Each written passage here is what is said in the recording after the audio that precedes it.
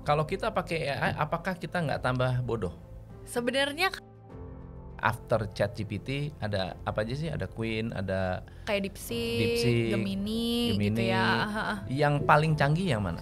Kalau aku kebetulan sama ChatGPT supaya lebih optimal, kamu bisa kasih input nggak sih? Supaya optimal itu sebenarnya in the prompt. Harus bikin agent nggak?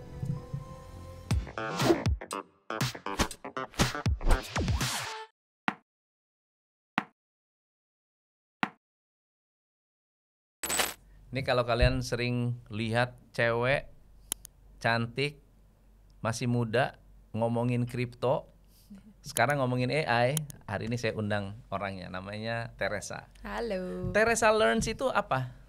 Teresa Belajar. Teresa Belajar. Ini nama aslinya? Teresa Chandrawinata. Oke. Iya. Teresa Learns brandnya ya. Brandnya aja. Udah sejak kapan membahas kripto? Bahas kripto tuh dari akhir 2023. Akhir 2023. Jadi baru ya sebetulnya ya. Sebenarnya mulai ngonten itu akhir 2023 juga. Oh. Iya. Jadi baru banget nih semuanya. Ini baru banget, tapi udah lumayan banyak sekali penontonnya ya.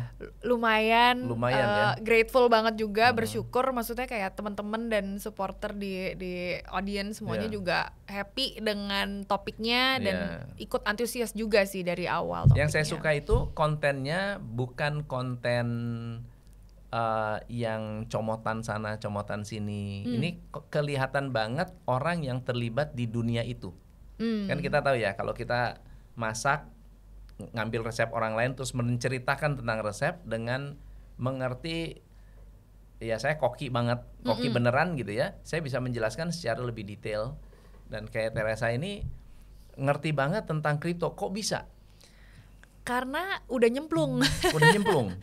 Udah nyemplung kebetulan. Jadi awal masuk kripto tuh sebenarnya invest di kripto dulu ya, invest di Bitcoin, dulu invest di Doge tuh yang awal-awal, itu tuh 2020.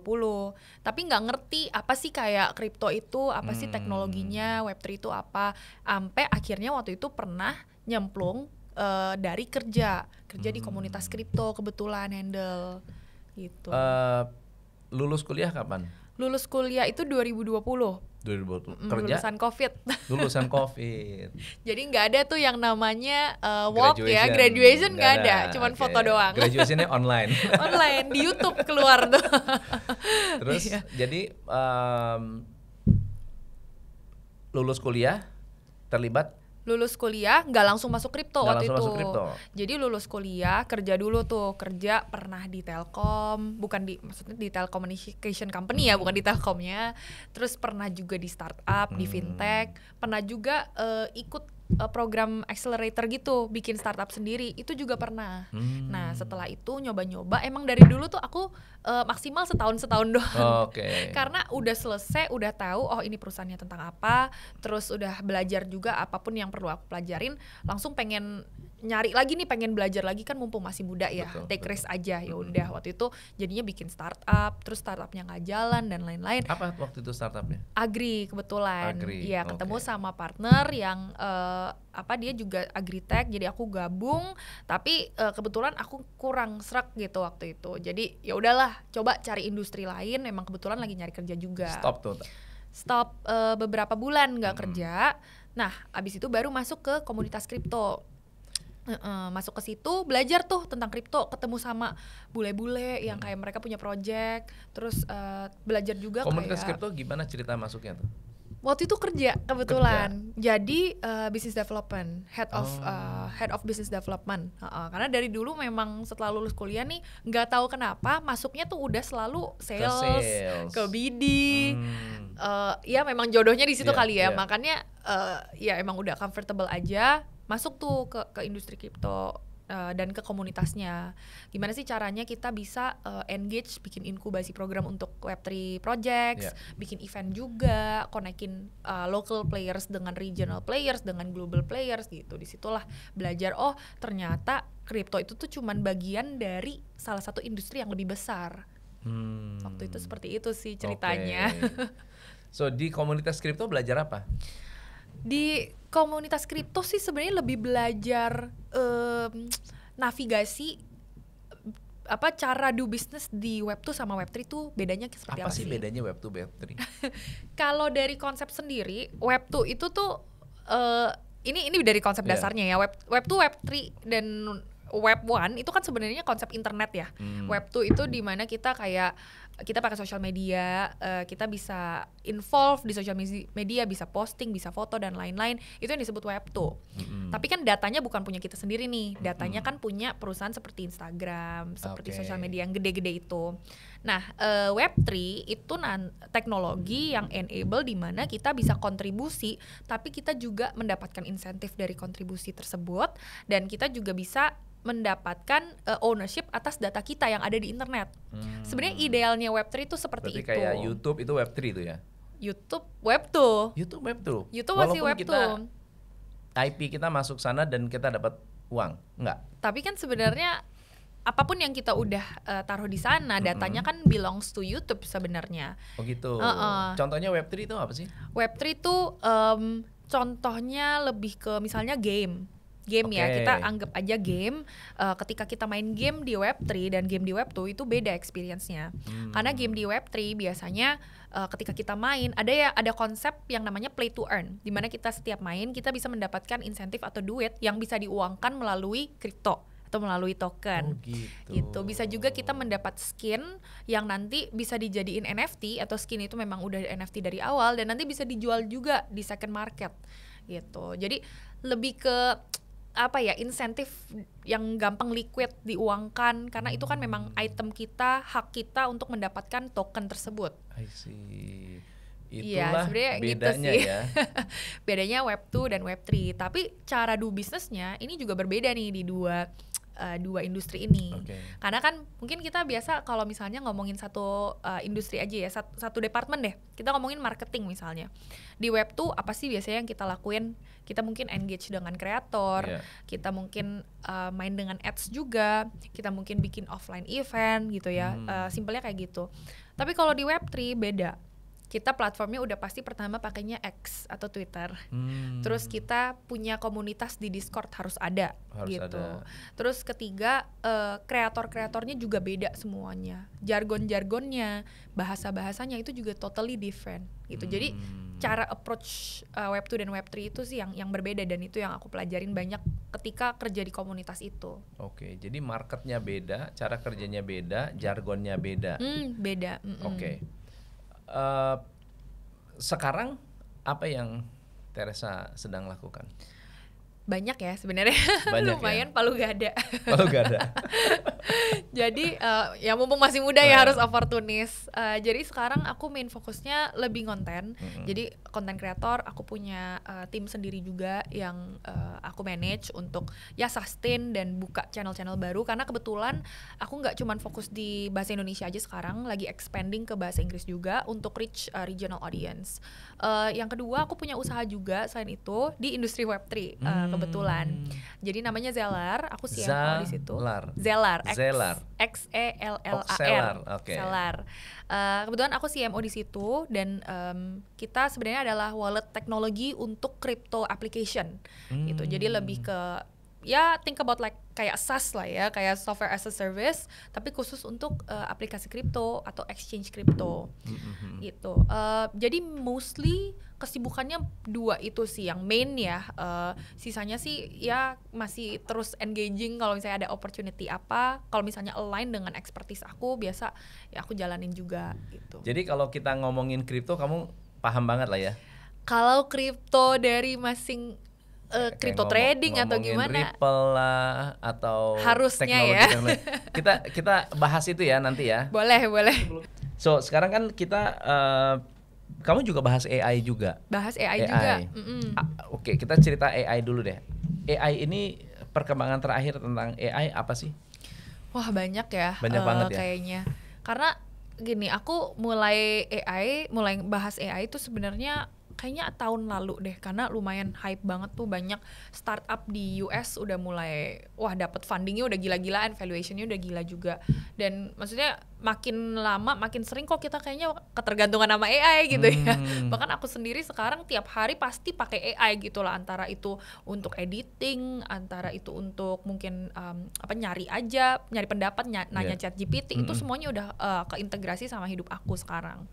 Dan memang karena aku pembahasannya bukan cuma di kripto aja, karena kan aku lebih brandingnya tuh tech content creator.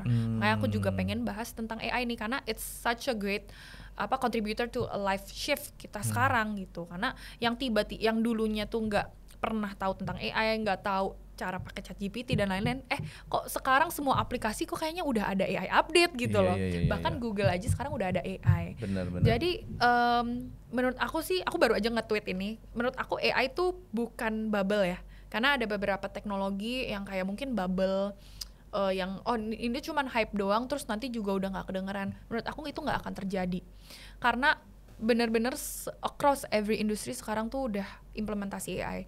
Mau dari kreator pakai untuk script, untuk editing, untuk bahkan sekarang ya untuk production segala macam udah pakai AI. Sampai all the way to healthcare misalnya, manufacturing, defense, itu udah pakai AI semua gitu. So I think the shift massive banget. Kita akan expect aja kita kayak 5 tahun ke depan ini tuh bakal banyak mengintegrasikan AI juga ke day to day life kita, dan ini udah nyata banget sih, kelihatan juga di negara lain. Kalau gitu. Terasa lihat sekarang kan ada beberapa AI kayak Queen yang masuk dari after ChatGPT, ada apa aja sih? Ada Queen, ada kayak DeepSeek, Gemini gitu ya. Yang paling canggih yang mana? Kalau aku kebetulan nyobain beberapa AI chatbot, sebenarnya sih nggak terlalu beda jauh ya. Nggak terlalu beda jauh. Karena keperluan aku tuh nggak yang kayak buat coding misalnya. Karena kan aku ada tim sendiri untuk coding. Mungkin mereka menggunakan kayak kursor lah atau cloud yang memang lebih bagus untuk coding gitu loh. Nah kalau aku memang kebetulannya lebih banyak tuh kebutuhannya lebih banyak untuk misalnya scripting, untuk riset tentang certain topic. Nah itu sih masih pakai ChatGPT atau Gemini sih sebenarnya, masih sama aja. ChatGPT supaya lebih optimal, kamu bisa kasih input nggak sih? Kan ada yang sudah berbayar, terus mereka masih menggunakan prompt yang biasa-biasa. Supaya optimal tuh gimana sih? Supaya optimal itu sebenarnya in the prompt, di promptnya kita sendiri. Harus bikin agent nggak? Untuk sekarang, nah tergantung keperluannya. Karena kalau misalnya kita keperluannya adalah misalnya kita bisnis gitu ya, dan kita banyak membutuhkan customer service untuk menggantikan call center supaya ya kita mengurangi expense di operational sana, dan kita bisa engage AI call center atau AI service, customer service. Nah itu kita membutuhkan agentic AI karena kan dia memang harus ada logikanya ya. Misalnya orang ini nanya kayak gini, dia jawabnya kayak gimana, diarahin kemana. Nah itu membutuhkan agentic. Tapi kalau misalnya masih sebatas chatbot, itu sebenarnya masih belum membutuhkan agentic. Tapi bagus-bagusan promptnya aja, gimana cara nanyanya supaya si ChatGPT ini tuh lebih mendapatkan konteksnya dari apa pertanyaan kita. Pertanyaan apa di dalam prompt itu yang harus ada atau yang akan membuat AI itu optimal keluar informasinya?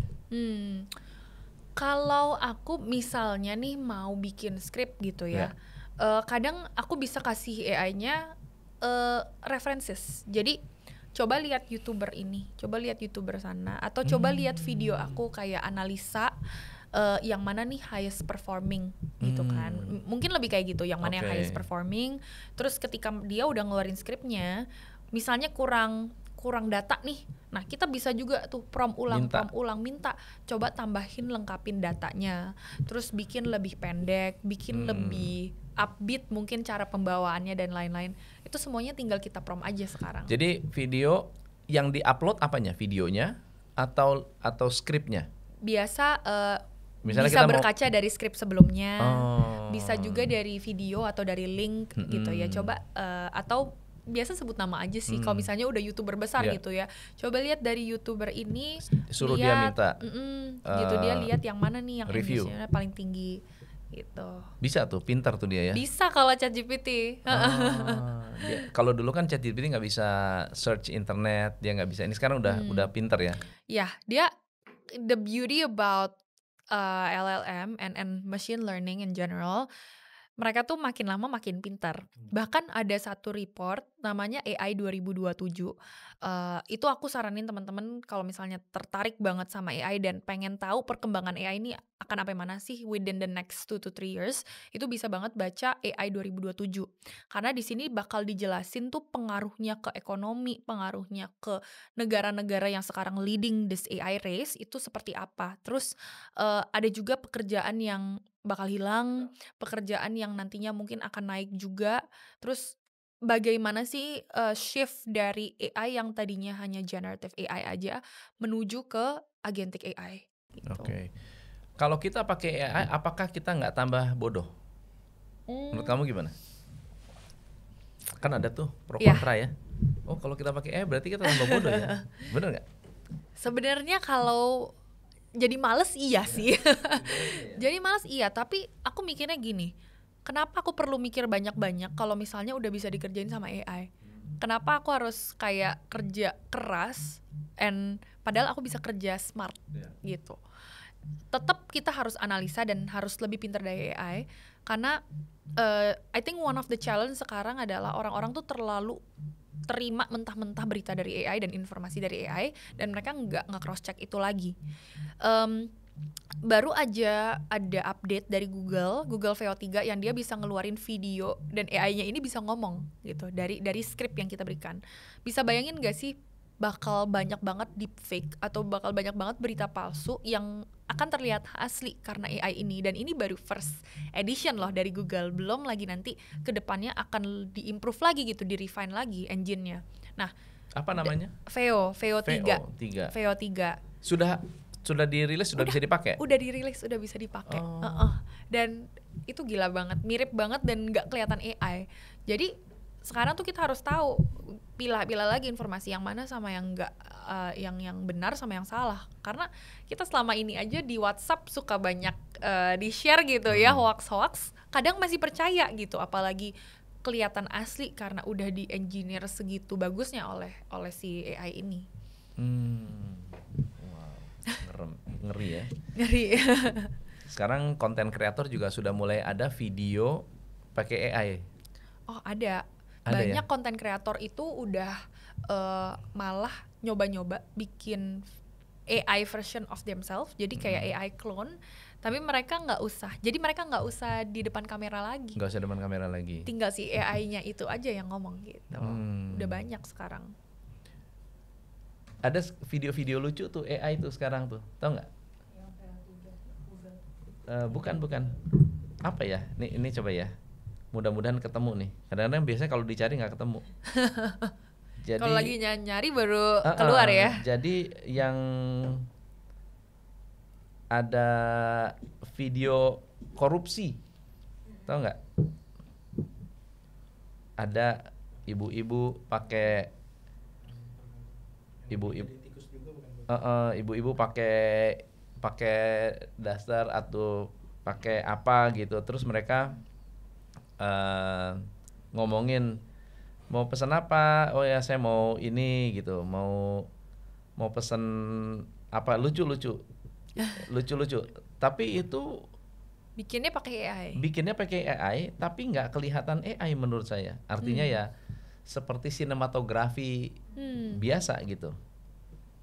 Nah, kalau berarti ada berapa banyak bentar ya, kita coba ya, mudah-mudahan bisa ketemu nih. Banyak sekarang. Banyak banget ya. Oke, kalau mau bikin video, kita misalnya contohnya saya mau buat percakapan seperti ini tapi orangnya palsu gitu ya. Orangnya bukan orang asli tapi AI. Pakai apa sih? AI apa yang bisa bikin video? Sekarang itu bisa pakai Heygen, namanya Heygen atau Heygen. bisa pakai yang tadi VO3, bisa pakai Kling AI itu juga bisa. Tinggal cari aja sih sebenarnya yang biasa image atau video generation AI gitu. Udah banyak sekarang sebenarnya. Oke. Dan berarti kita bisa bikin konten kreator AI. Oh, bisa. Konten kreator tapi tanpa AI. harus menjadi tanpa nampilin muka sendiri gitu ya? Bisa. Dan bahkan bisa bikin karakter sendiri, nggak usah pakai muka kita. Dan banyak sekarang especially di luar ya. Kalau di Indonesia mungkin masih jarang, tapi di luar tuh ada beberapa dia studio agensi gitu, tapi yang dikeluarin adalah konten kreator AI yang mereka buat sendiri. Oh, jadi influencer ya, menjadi influencer. Iya. So, kita ngomongin kripto nih. Kalau saya mau membeli kripto, bagaimana saya tahu? Atau ceritain dulu apa sebetulnya yang dijual oleh cryptocurrency. Jadi ada coin, ada token, gitu ya. Apa sih yang dijual? Oke. Kalau dari konsep kita agak nge-zoom out sedikit ya. Jadi kalau mau balik lagi ke industri Web3, itu kan ada teknologinya nih. Ada yang kita sebut network atau anggap aja kayak negaranya sendiri gitu. Jadi negaranya ini tuh mereka ngeluarin apa yang disebut white paper. Ya kan, fungsinya apa, terus mereka insentifnya nanti bentuknya seperti apa, terus bagaimana mereka berinteraksi dengan kripto, dengan aplikasi dan project dan lain-lain, itu kita sebut aja negara. Jadi aplikasi cryptocurrency atau project seperti Ethereum, seperti Solana, seperti Manta, Ripple dan lain-lain, itu mereka kayak negara sebenarnya. Jadi dengan adanya teknologi yang mereka keluarkan ini, banyak aplikasi yang bisa build di atas mereka. Itu anggap aja seperti perusahaan di atas suatu negara gitu ya. Mereka mendapatkan insentif ini, mereka disupport oleh komunitasnya, mereka mendapatkan funding, ada komunitasnya sendiri. Makanya kadang tuh ada beberapa aplikasi kripto, mereka build-nya di atas masing-masing teknologi ini gitu. Karena teknologinya cuma satu, banyak gitu ya teknologinya. Nah, cryptocurrency itu sebenarnya seperti mata uang. Gitu. Cryptocurrency itu kayak mata uang dari setiap negara ini, dari setiap project yang bisa mereka keluarkan untuk ya kayak IPO aja, untuk menentukan value perusahaan mereka. Terus untuk memberikan lagi nih kayak dividen ke holder mereka atau komunitasnya. Dan untuk fundraising juga. Jadi banyak perusahaan ini mereka mau launching token, mau launching cryptocurrency untuk fundraising, untuk mendapatkan dana. Jadi anggap aja seperti IPO, tapi kita sebutnya ICO. Iya. Gitu. Sebenarnya konsep cryptocurrency itu seperti itu. So mereka buat project, lalu projectnya ini ditampilkan di white paper. Orang yang percaya, orang yang merasa oh ya ini bagus nih. Ya, visinya bagus, ya, use case-nya bagus. Ya udah kita buat. Apa kita beli koinnya. Betul. Tapi berapa banyak yang ICO itu gagal? Banyak, karena ICO di dunia Web3 itu tuh nggak bisa disamain kayak IPO. Karena kalau IPO, obviously kita udah harus ada traction dari perusahaan ini kan. Dia udah profitable, ada tujuan juga kenapa, pembagiannya dan lain-lain, dan butuh banyak sekali party gitu loh untuk launching suatu IPO. Dia ada auditornya, ribet pokoknya, ada OJK-nya gitu ya. Ada market maker-nya tersendiri juga gitu. Nah, kalau di kripto itu di skip semuanya. Jadi, itu di skip ya? Di skip. Di kripto itu kita bisa launching dalam 1 jam, 2 jam aja, dan itu ada aplikasinya namanya Pump Fund, itu juga ada.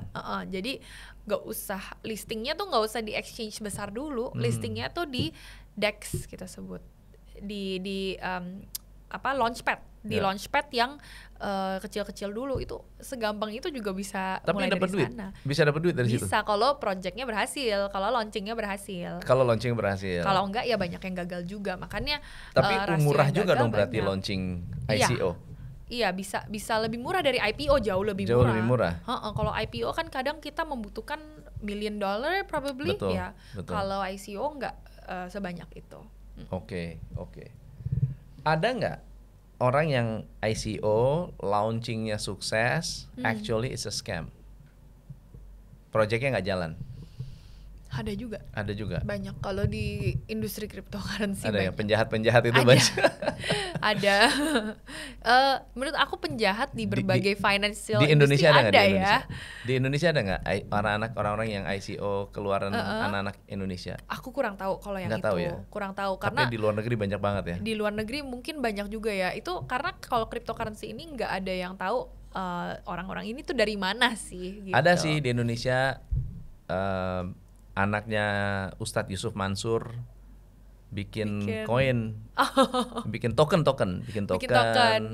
Ada Anang Hermansyah, Raffi Ahmad juga pernah bikin. Iya, yang pernah bikin token ya. Iya. Tapi nggak tahu sekarang gimana.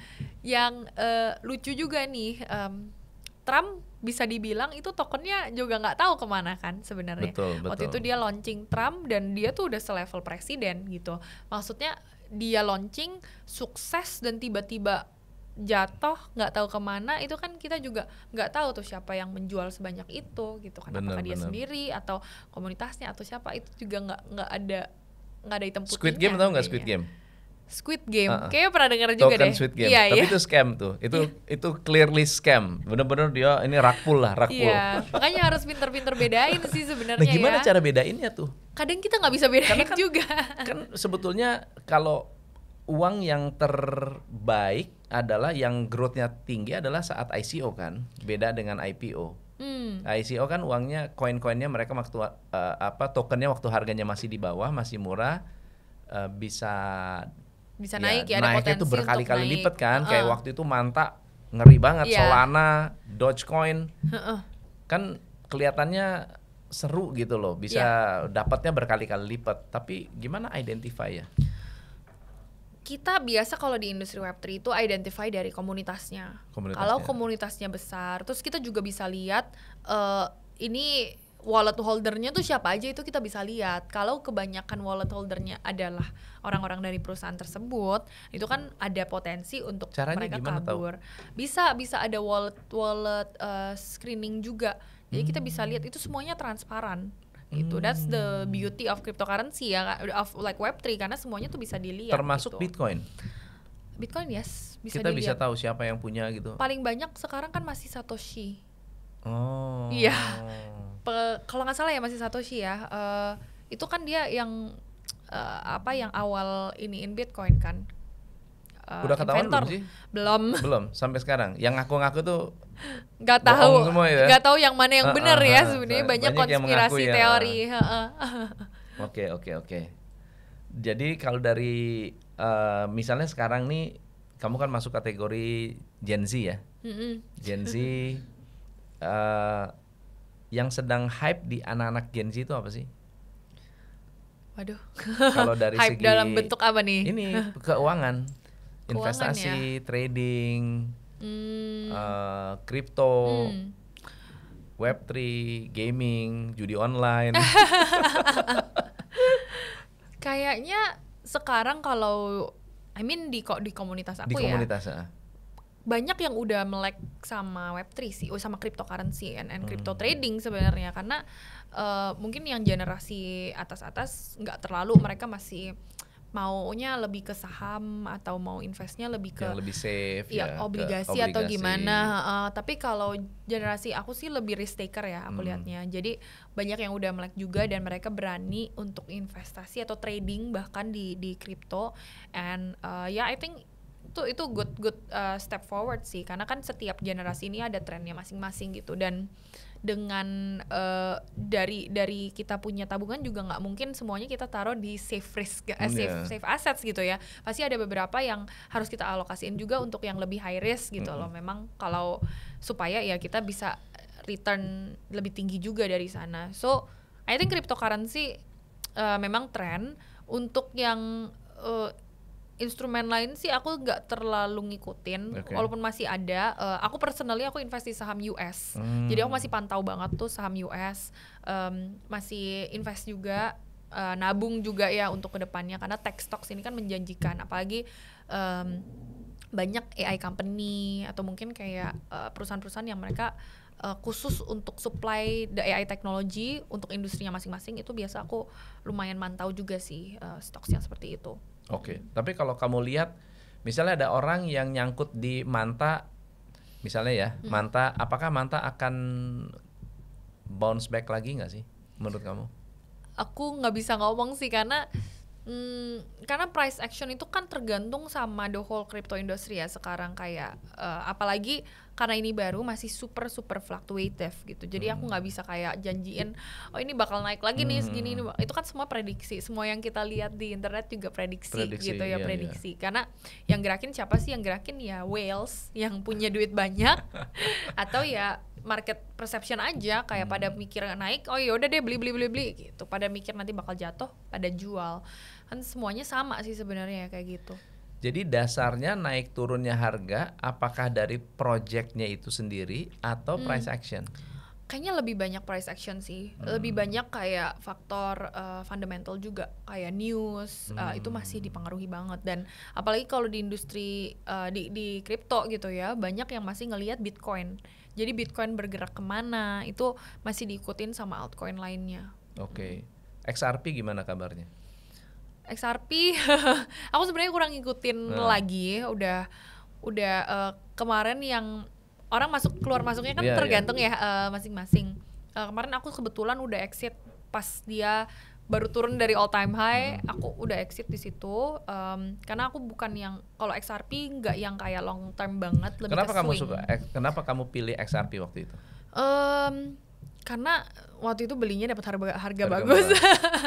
Ya, I mean to be fair memang kita harus lihat harga beli harga jual juga ya. Apalagi kalau misalnya untuk investasi atau trading dan lainnya. Tapi XRP ini kan lebih kayak ke backbone of payment juga ya. Mereka kayak ngeluarin stablecoin, terus mereka juga banyak kolaborasi dengan bank gitu.